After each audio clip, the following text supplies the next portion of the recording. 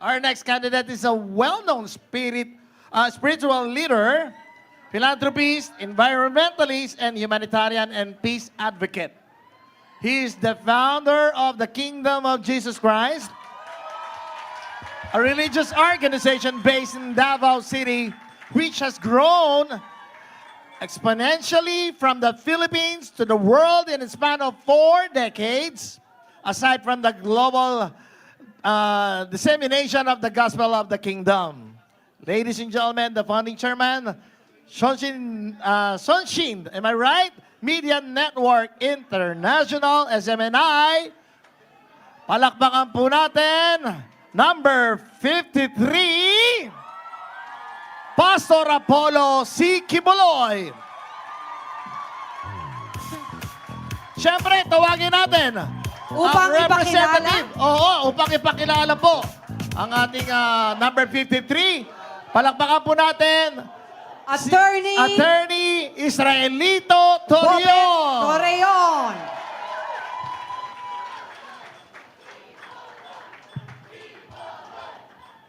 Mayong hapon sa atuang tanan. Assalamualaikum warahmatullahi wabarakatuh. Ako po si Attorney Israelito Pañares Torreon. Ako po ay representative ng aming pinakamamahal na si Pastor Apollo C. Kibuloy. Alam niyo po, mahirap pala sumunod sa isang magiting at magaling na speaker na si Congressman Marcoleta. Buti na lang, yung aki pong nire-represent, magaling din at gwapo. Si Pastor Apollo C. Kibuloy ay kailangan nating suportahan. Bakit? Galing siya sa kahirapan. Ang kanyang mga magulang ay galing sa Lubao, Pampanga. Ipinanganak siya doon sa Kalinan sa Tamayong, Davao City. Siya po ay galing sa kahirapan. Kaya naiintindihan niya ang kahirapan. Yung sabi po ni Presidente Marcos na bumibili lang daw ng suka at meron ng Certificate of Candidacy, maniwala kayo o hindi. Si Pastor Apollo C. Kibuloy noon, dahil sa kahirapan, ay gumagawa po ng suka. Pero dahil sa kanyang paniniwala at sa kanyang grabe na determinasyon na maka-achieve sa buhay niya, napaakyat niya ito, nag-aral, naging scholar, naging pastor, at in 1985, he founded the Kingdom of Jesus Christ, which is now one of the leading religious organizations in the world.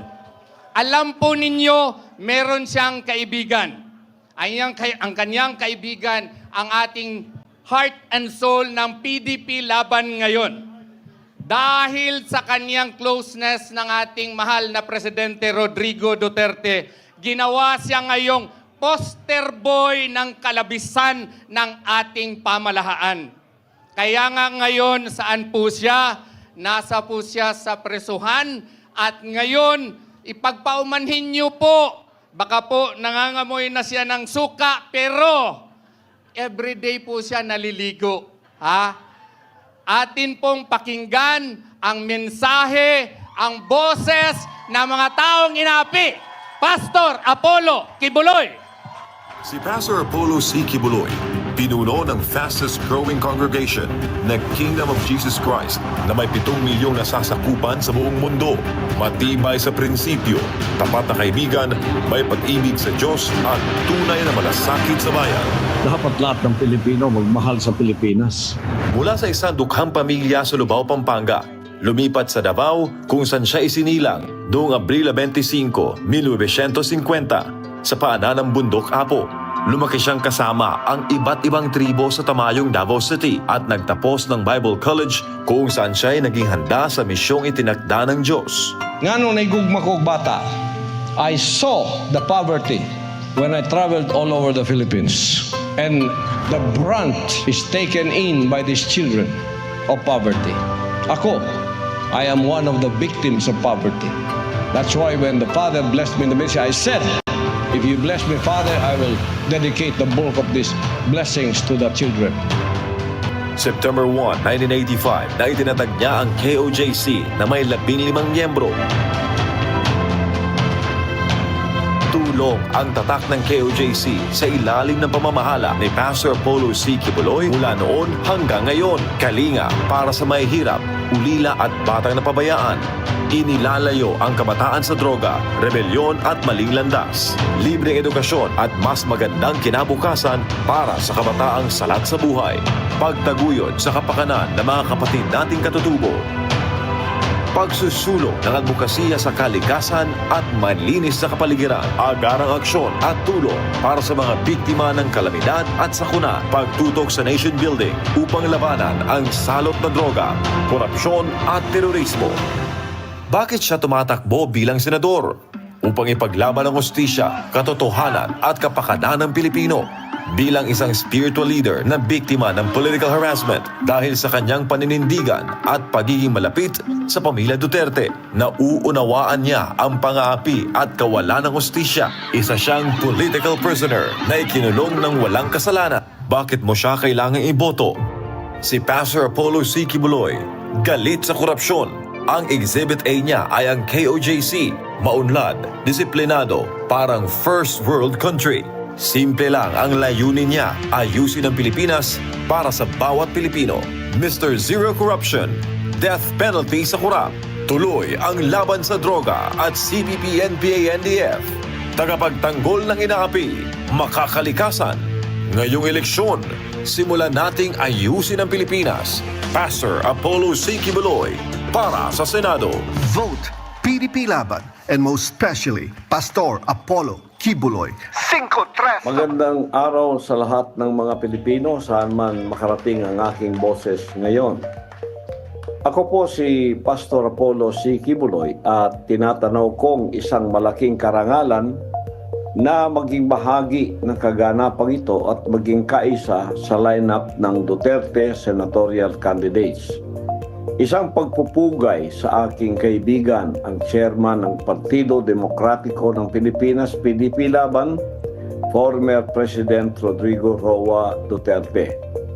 Malugod ko ring binabati ang mga opisyalis ng partido, Vice Chairman Alfonso Cusi, President Senator Robin Padilla, Vice President Sebastian Baste Duterte, Secretary General Amy Torrefranca Neri, Treasurer Isabel Zamora, Auditor Senator Christopher Bongo, Vice President for Luzon Eric Martinez, Vice President for Visayas Michael Rama, Vice President for Mindanao Senator Ronald Bato de la Rosa, Executive Director Astra Pimentel Naik at sa lahat ng mga mahuhusay na miyembro ng pamunuan.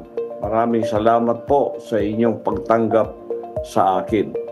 Ako'y kaisa sa mga isinusulong ng PDP Laban na sa loob ng 43 taon ng pagkatatag nito ay lalaban para sa pangunahing karapatan ng Pilipino.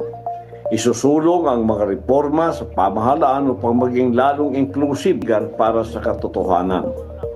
Sa liderato ng ating dating Pangulong Duterte, naranasan ng Pilipinas ang isang golden age o renaissance pagdating sa infrastruktura, ekonomiya, maging sa peace and order. Nilabanan ng ating Pangulo ang makakaliwa at komunistang grupo at iligal na droga, mga salot sa lipunan. Dadalhin natin ang laban na ito sa Senado at gagawa ng mga batas na tututok para mabigyan ng maginhawa at mabuting pamumuhay ang bawat Pilipino. Tatapusin natin ang laban na ito sa pamamagitan ng pagpuksa ng korupsyon. Huwag nating hayaan na ang kaban ng bayan ay lapastanganin ninuman. Ang mga opisyal ng gobyerno, lalo na ang mga mambabatas, ay may tungkulin na proteksyonan ang pera ng taong bayan.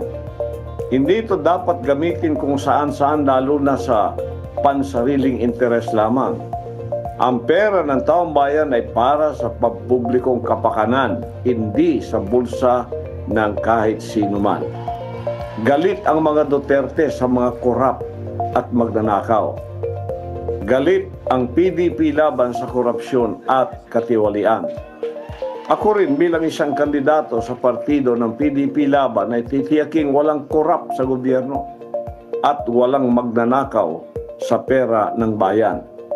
Maaasahan ninyo ko sa bagay na yan. Ang dahilan ng magbilis na paglago ng Kingdom of Jesus Christ ay dahil sa zero korupsyon na pamamahala. Sa KOJC, walang lugar ang korupsyon. Bawal ang magnanakaw at korap sa KOJC. Ako'y naniniwala na nagkakaisa ang mga Duterte senatorial candidates sa layuning ito laban sa korupsyon. Hindi man ako makasama sa araw-araw na pangangampanya dahil sa kalagayan ko ngayon, sama-sama tayo at ayusin natin ang Pilipinas. Both straight PDP laban. Number 10, Attorney Jimmy Bondoc. Number 22, Senator Bato de la Rosa. Number 28, Senator Bongo. Number 30, Attorney J.B. Hinlo. Number 34, Attorney Raul Lambino. Number 38, Congressman Rodante Marculeta. Number 56, Attorney Vic Rodriguez. At number 58, Philip Salvador. At ang inyong lingkod, Pastor Apollo C. Kibuloy, number 53 sa balota. Maraming salamat po para sa Diyos at Pilipinas nating mahal. Bakit kailangan ng isang Pastor Apollo Kibuloy sa Senado? Una sa lahat, mapagpalang araw sa aking mga kababayan sa buong Pilipinas at sa buong mundo saan man umaabot ang aking tinig. Nagpapasalamat ako sa pagkakataong ibinigay sa akin ng korte na makapag-record ng video para ipakilala ang aking sarili at ipahayag ang mga plataforma at plano para sa bansang Pilipinas kung sakaling palarin at maging isang senador. Nagpapasalamat rin ako sa dating Pangulong Rodrigo Duterte, chairman ng PDP Laban, at Senator Robin Hood Padilla, presidente ng partido na ako'y ginawang kabilang sa mga Duterte senatorial candidates na may isang layunin para sa mga Pilipino. Isang malaking karangalan para sa akin na maging bahagi ng lineup ng mga Duterte na kinikilala sa kapuri-puring liderato nito sa Davao City o sa Pilipinas nang siya'y maging Pangulo ng 6 na taon. Marahil ay nagtatakang karamihan sa inyo tungkol sa aking pagtakbo sa kabila ng aking kalagayan ngayon. Ako po si Pastor Apollo C. Kibuloy, leader ng isang religious community, ang Kingdom of Jesus Christ. Wala man akong karanasan sa politika, ngunit malawak ang aking pangunawa sa pamamahala at pangangasiwa. Sa katunayan, sa loob ng 40 taon bilang pastor ng Kingdom of Jesus Christ, naiangat ko ang pamumuhay ng mga miyembro at misyonaryo sa KOJC at naitatag ang ilang mga organisasyon na tumututok sa pagpapahalaga sa tao na matugunan ang kanyang pangangailangan. Ito ang aking Exhibit A, ang Kingdom of Jesus Christ o KOJC. Limitado man ang aming resources, ngunit napalago ang simbahan mula sa Davao City hanggang sa iba't ibang panig ng daigdig. Mula pa noon, aktibo ring tumutulong ang KOJC sa lipunan at pamahalaan sa pamamagitan ng mga humanitarian programs. Naitatag ang Children's Joy Foundation Incorporated na nagbigay kalinga sa mga batang naulila at napabayaan. Ang Keepers Club International ay may mga programang naglalayong mailayo ang mga kabataan sa pinagbabawal na droga, ma-recruit ng mga makakaliwang grupo at iba pang masasamang impluensya. Marami ng scholars na nakapagtapos at naging mga profesional mula nang maitayo ang Jose Maria College Foundation Incorporated. Mulang 2020, meron ng 112 na J. Marian lawyers ang na-produce ng JMCFI. Noong 2024, may 26 na bagong mga doktor ang na-produce naman ng College of Medicine. Kinikilala rin sa iba't ibang larangan ng academic excellence, moot court and debate, campus journalism, research at sports. Ang advokasya para sa kalikasan at malinis na kapaligiran ay binigyang pansin sa pamamagitan ng Sunshine Philippines Movement. Kada linggo, ang mga volunteer ay nagsasagawa ng tree planting activities at cleanup drives. Ang United Indigenous Peoples Heritage of the Philippines o UNIFIL upang bigyang pansin ang mga pangangailangan ng mga katutubo, ang mga nasalanta ng kalamidad at iba pang sakuna ay tinutulungan sa pamamagitan ng mga relief operations ng SMNI Foundation Incorporated. At bilang honorary chairman ng Sunshine Media Network International o SMNI, ang mga programa natin sa radyo, telebisyon at digital media ay nakatutok sa pagpapaunlad ng bansa o nation building. Napatunayan natin na sa KOJC na kapag ilalagay ang pera sa wastong kinalalagyan, walang maghihirap o maiiwanan. Dahil sa karanasang ito, ang pangunahing isinusulong ko sa aking pagtakbo ay zero korupsyon. Talamak ang korupsyon sa ating bansa ngayon at nawawalan ng tiwala ang taong bayan sa ating pamahalaan dahil sa kawalan ng transparency at accountability sa pag-handle ng buwis mula sa pera ng mga mamamayan.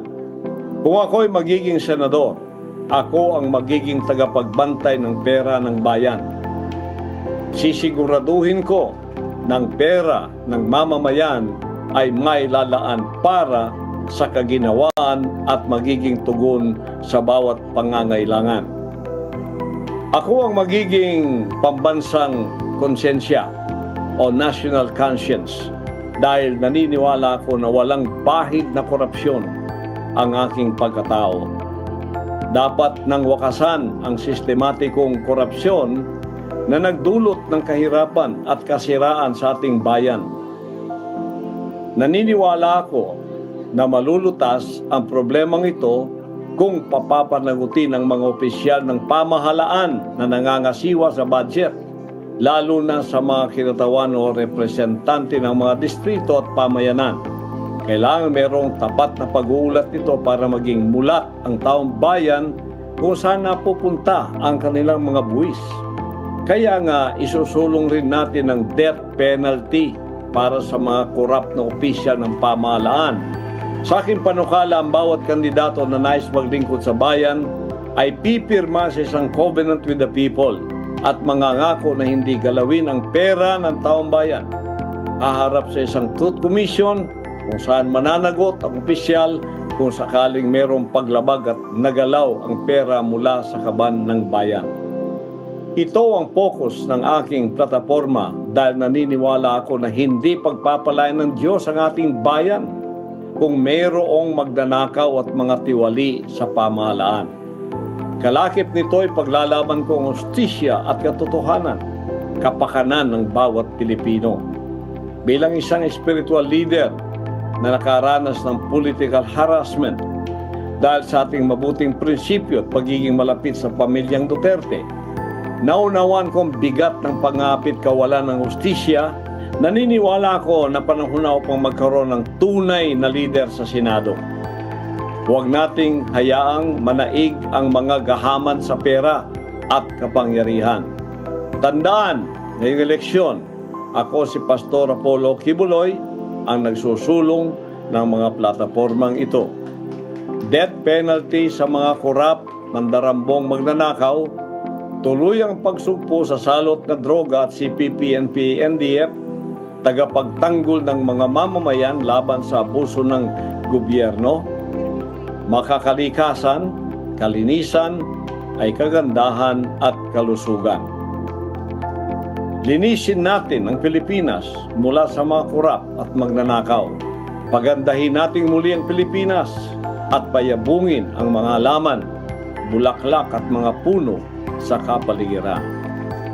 Isulong rin natin ang National Superhighway System sa bansa na mapagkakabit-kabit ang bawat isla at pulo upang maging madali ang transportasyon ng mga kalakal at serbisyo para sa bawat Pilipino. Ayusin natin ang Pilipinas. Gawin nating first world country ang bansa. Hindi imposible iyan. Simulan natin ngayong eleksyon. Pilipinas, subukan natin ang bago at may resibo. Ako si Pastor Polo C. Kibuloy, number 53 sa inyong balota, ang inyong boses sa tagapagsulong ng zero korupsyon. Tulong-tulong tayo na may sa katuparan ng pangarap ng bawat Pilipino, kapayapaan, katatagan at kasiguruhan sa buhay. Maraming salamat po para sa Diyos at Pilipinas nating mahal. Right. Number 53, Pastor Apollo Kibuloy.